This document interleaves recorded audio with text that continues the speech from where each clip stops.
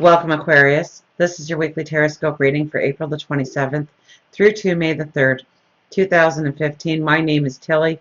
Welcome to Tarot with Tilly. And thank you for your likes, your shares, your favorites. Thank you so much for all of the support that you give me on a continuing day-to-day basis. Truly, thank you.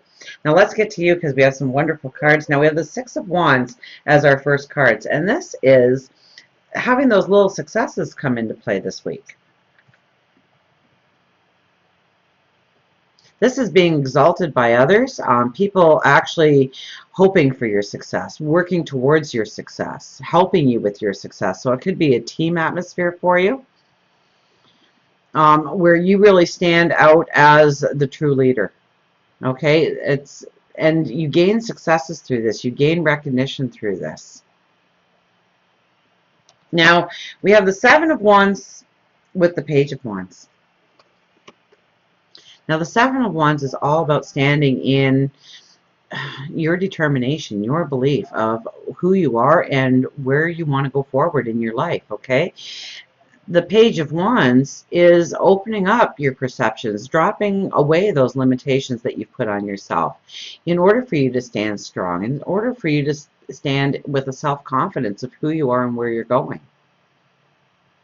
And it's incorporating seeing your strengths and incorporating them into your path tomorrow and expanding your vision of tomorrow and what it really entails and what it really is going to bring into your life. We have the King of Pentacles here, and the King of Pentacles is all about creating great wealth, our well-being. Okay, it's allowing those new ideas to come forth and using those new ideas, thinking outside the box this week on how to grow your finances, on how to grow your dreams.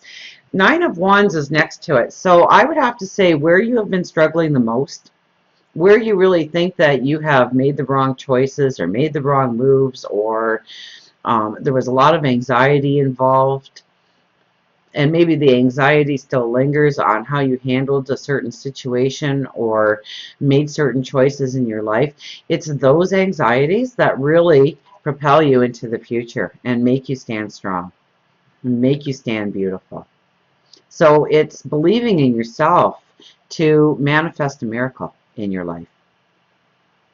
Believing in your capabilities and believing that the lessons that you've gone through has made you stronger, has made you wiser, made you into a position today where you can actually manifest those dreams going forward because you carry the deep wisdom with you now. You carry the understanding that you didn't before.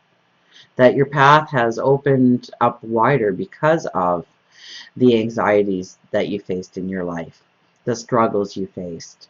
Okay, so it doesn't matter how gnarled the path was in order to get to this point in time, or how gnarled it looks right now. The fact remains that there can be great beauty, great strength in your path forward, great accomplishment in your path forward. Believe in your new ideas, your new approaches, your new ways of doing things, your new outlooks, your new perceptions to your path. Absolutely. Eight of Pentacles, you really are looking at what you do how you do it well, and how you can improve upon it. Okay, the Eight of Pentacles, you know you do good work. You know that there is strength behind your every action, behind your every thought. And yet you are looking at ways of making it better and more beautiful and more wonderful than it ever could be before. So you're looking on the self-improvement approach to what you do in the world, your everyday routine, your mundane, it could be your job. It could be just what you do in your routine, how you give to your family or how you give to your community. And you are looking at ways of making it even more beautiful and more, you know, there's a prosperity here, okay, because it's the Pentacles. So it's allowing wealth to come into your life. Now, it could be wealth through love. It could be wealth through money, material things. It could be wealth through a spirituality that you're gaining. Absolutely. And the Knight of Swords, this is, you know, you're ready to go.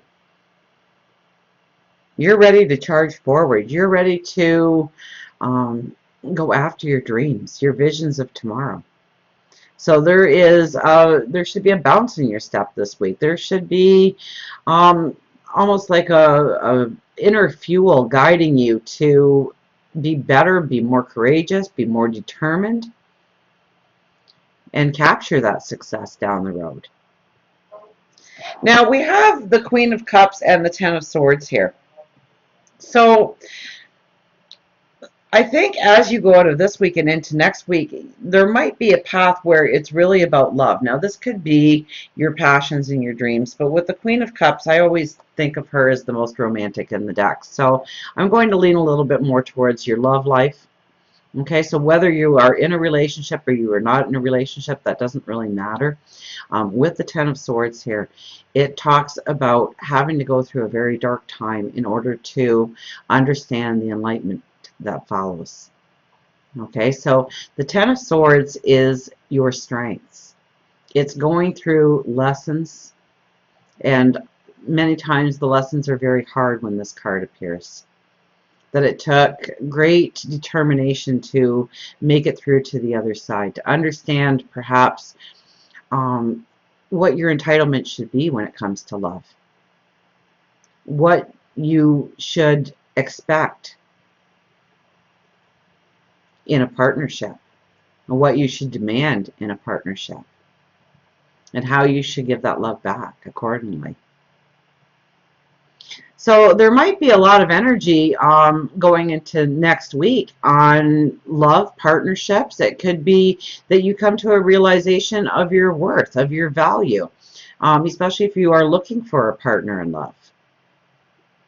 That you understand just how great your love is, how much you're willing to sacrifice, obviously, from the Ten of Swords here,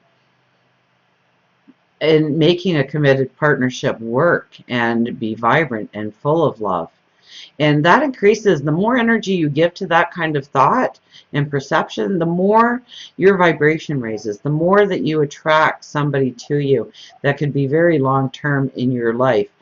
Now, if you are in a relationship,